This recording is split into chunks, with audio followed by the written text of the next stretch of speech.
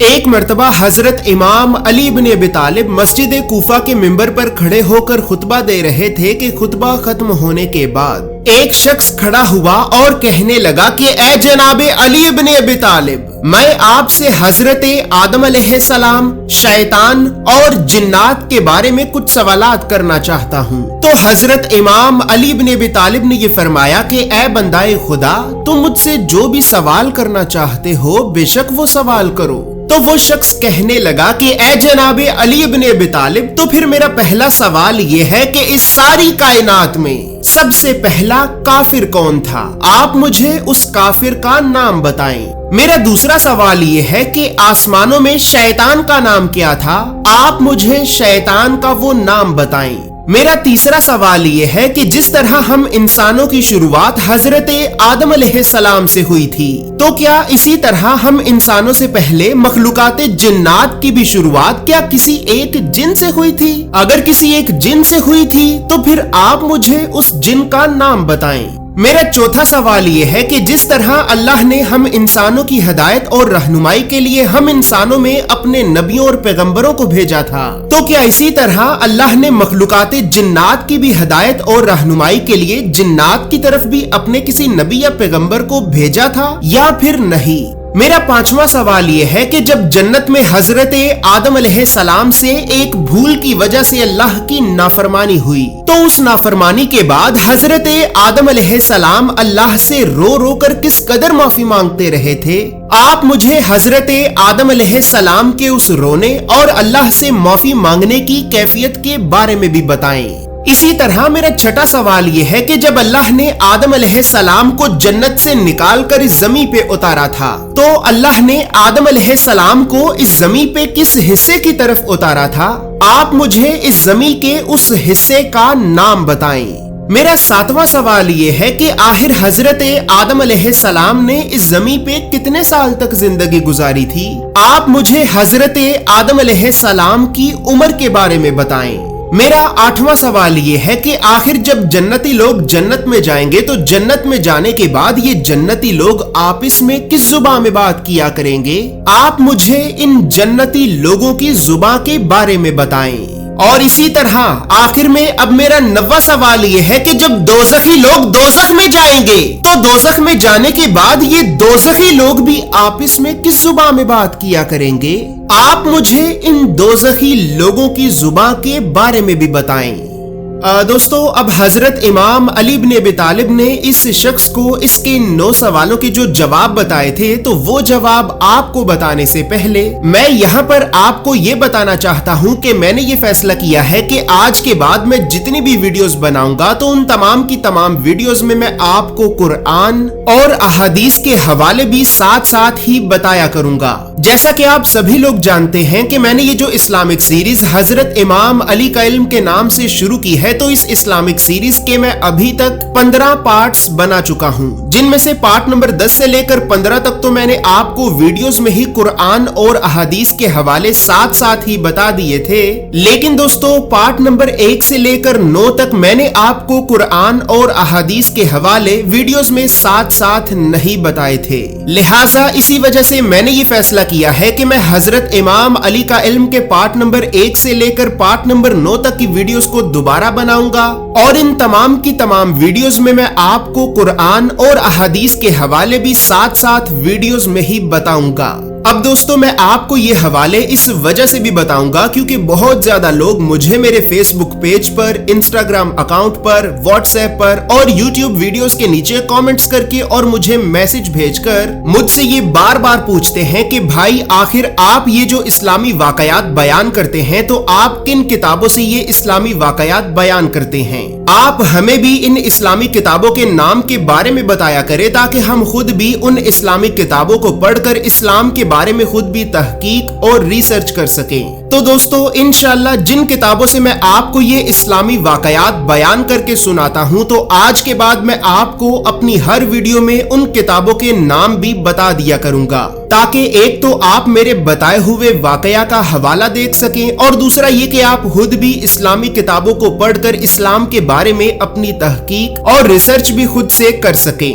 اور دوستو اللہ رب العزت کے بعد میں آپ کا شکریہ ادا کرتا ہوں کہ آپ نے ہماری اس اسلامک سیریز حضرت امام علی کے علم کو اتنا پسند کیا ہے کہ اس اسلامک سیریز کو ابھی تک قریباً 2 کروڑ لوگ دیکھ چکے ہیں۔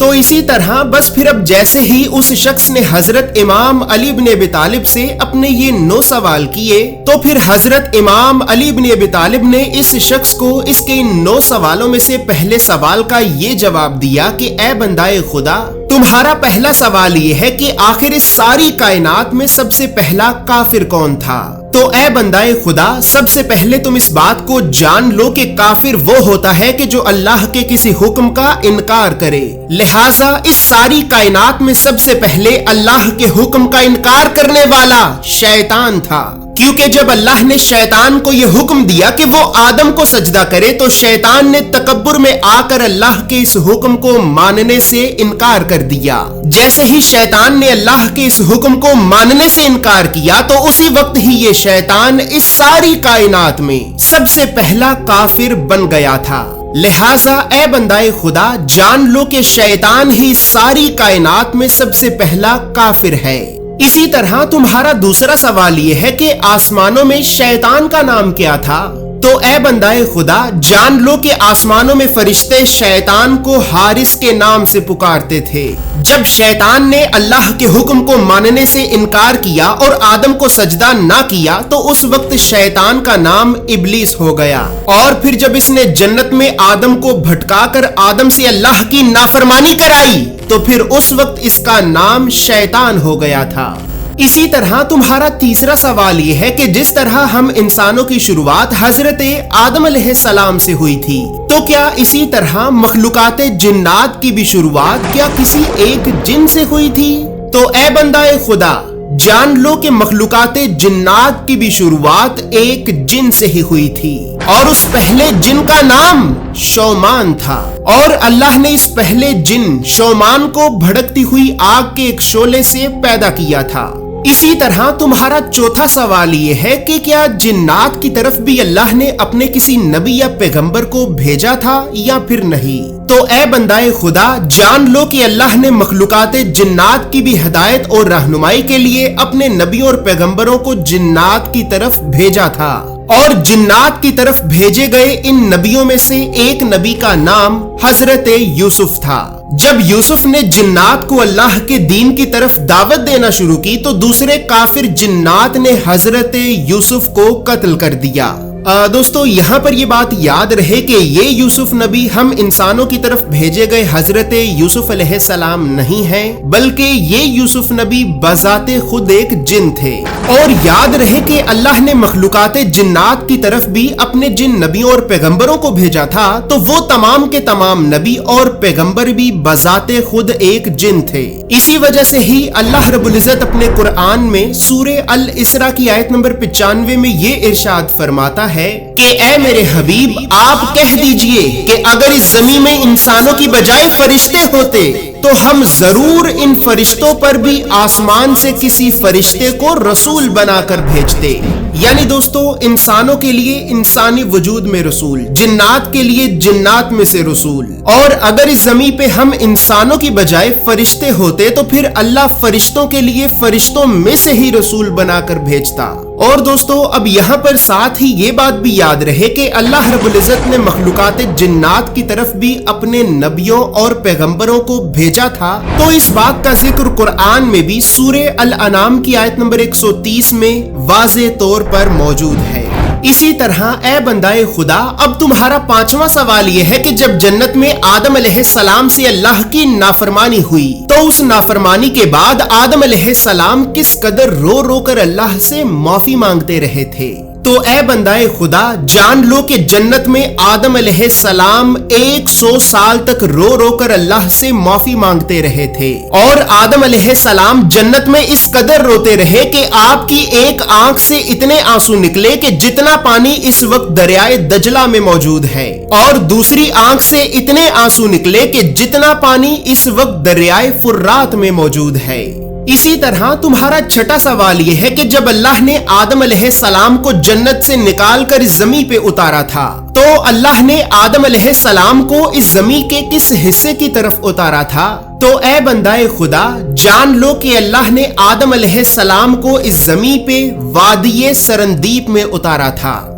दोस्तों याद रहे कि वादी सरंदीप मौजूदा दौर में श्रीलंका में मौजूद है और वहां पर आज भी आदम अलैहिस्सलाम के कदम का निशान मौजूद है। और याद रहे कि जब अल्लाह ने आदम अलैहिस्सलाम को इस जमी पे उतारा था तो उस वक्त श्रीलंका सरजमीन हिंदुस्तान का ही एक हिस्सा था। यानी अगर आसान लफ्जों में कहा जाए तो अल्लाह रब्बुल इज्जत ने आदम अलैहिस्सलाम को सरजमीन हिंदुस्तान की एक वादी सरंदीप में उतारा था। इसी तरह ए बंदाए खुदा, तुम्हारा सातवां सवाल ये है कि आदम अलैहिस्सलाम ने इस जमी पे कितने साल तक जिंदगी गुजारी थी? तो ए बंदाए खुदा, जान लो कि अल्लाह के नबी हजरत आदम अलैहिस्सलाम इस जमी पे 930 साल तक जिंदा रहे थे।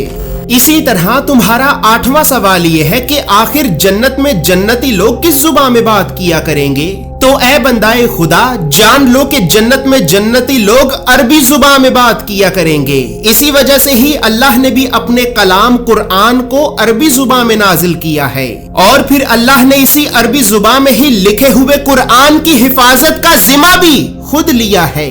बस फिर ए बंदाए खुदा, अब आखिर में तुम्हारा 9वां सवाल यह है कि आखिर दोज़ख में दोज़खी लोग भी किस जुबान में बात किया करेंगे?